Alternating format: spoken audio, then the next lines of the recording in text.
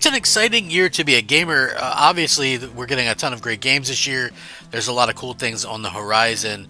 Also, if you're a fan of hardware, there's cool stuff to look forward to. I know next year the Switch 2 or whatever, but this year in particular, all eyes are on the PlayStation 5 Pro, and rightfully so. It's PlayStation has earned their kind of right to sort of be where they're at. And for me, PlayStation is something that I've always had a PlayStation. Like ever since the first one, I had a PlayStation 1. I still have my PlayStation 1. I got the PS1 with the screen that sits on top of it. Really cool little console, really. I have my PS2 still. I have my PS3. I have my PS4 Pro. I have my PS5, and I'll have a PS5 Pro, and I have all the Xboxes and stuff too. So realistically, it kind of just comes down to, I guess, what you like to play. I like the big PlayStation exclusives, the big first-party stuff. That's the stuff. That's the reason why I buy a PlayStation in the first place. And when you see stuff like that, it gets you kind of excited and amped up. You like seeing those graphical improvements and things like that, and that's exactly why I do that. That's why I get excited for the future and things. So this is a rumor right now. Is it true? Listen, I don't really think I could tell you. For many reasons, because we never know if things are true until they're actually confirmed by these companies themselves. So keep that in mind as we go forward. But we know the PlayStation 5 Pro is a powerful console. We also have an idea of when it's going to release. We know it's going to release sometime this November. With that being said, Xbox, they're not really doing much to combat the PlayStation 5 Pro. They're going to be releasing, a more expensive Xbox Series S for some reason, right? And they're going to release a limited edition Xbox Series X that, costs, $599 or whatever. Now, according to this rumor, the PlayStation 5 Pro is going to be able to sell for $499.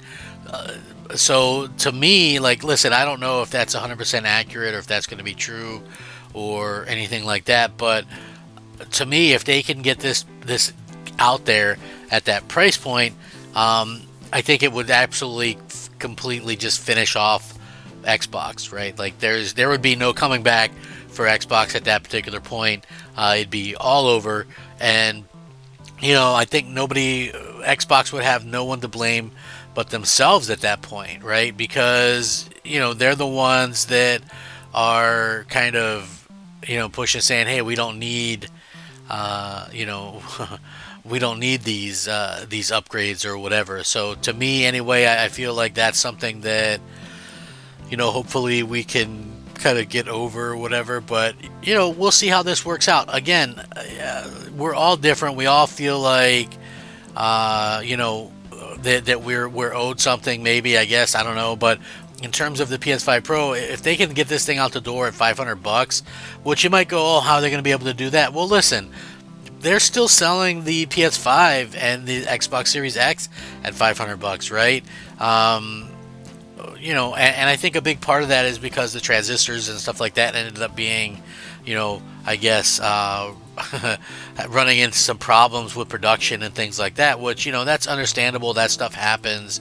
That's not to say that that's always going to be a problem or whatever. But, for me anyway, I really feel like they've kind of dropped the ball with being able to, I think, get some of these doing something a little bit cheaper than what they normally would have been able to do. So, I think that we could see some kind of change happen before long, and why not? I definitely see that they could get it out. My gut tells me that this thing's probably going to be $550 to maybe $599. I think there's that $50 difference or whatever. If Sony really wants to get out there and start selling some of these things, I think that's probably the way that you would have to do, is do like the $499 stuff. But one of the things that I think that Sony has going for their favor is the fact that they have a strong brand. So honestly, when you have a brand that's as strong as PlayStation, what does it take to kind of go out there and kind of do what you want to do, and people will follow you, and that's really kind of been what PlayStation does. Over the years, they'll release something and people follow them. They support PlayStation. And hey, why do they support PlayStation? Because PlayStation has built up that trust with fans. Um, and that's really just the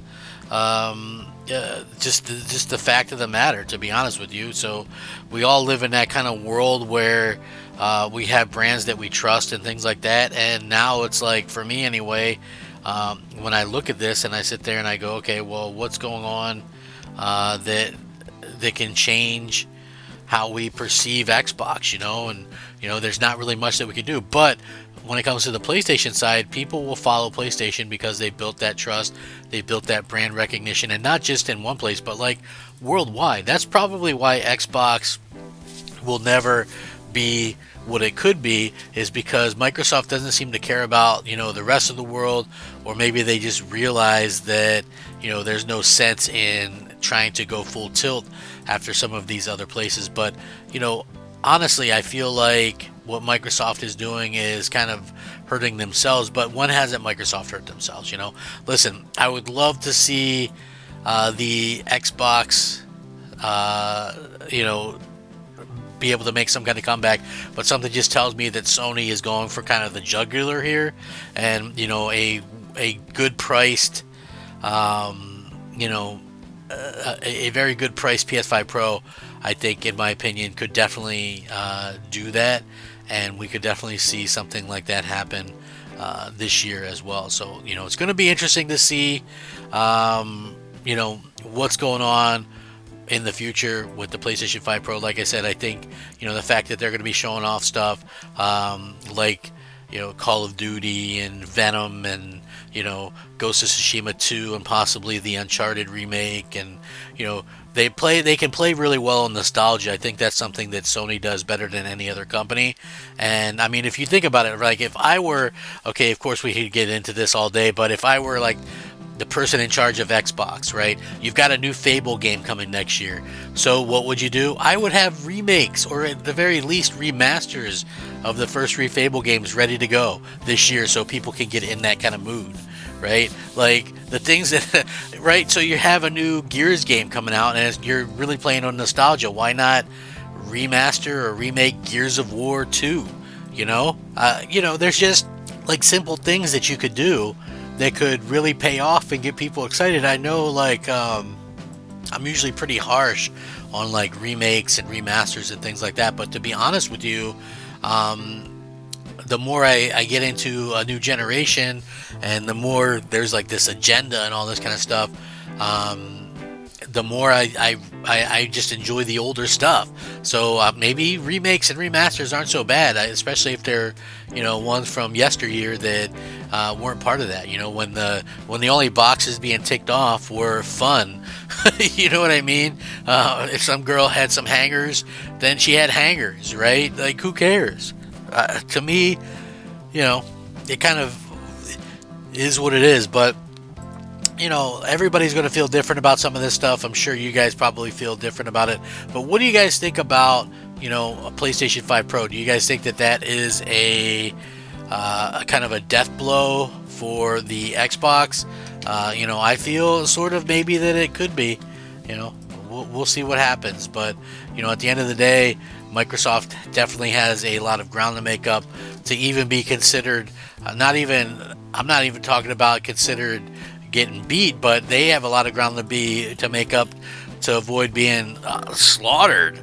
They're absolutely getting destroyed in all these aspects. And so, yeah, like, to me, it really doesn't make sense for them to kind of be in the situation that they're in. But Sony coming out with a PS5 Pro that is, on the cheap, yeah, that would probably win a lot of people over. It could be exactly what Microsoft doesn't want to see, you know, because Microsoft is trying, like I said, here we are 4 years into the generation, and you have Microsoft raising the price of the Series S, um, unfortunately.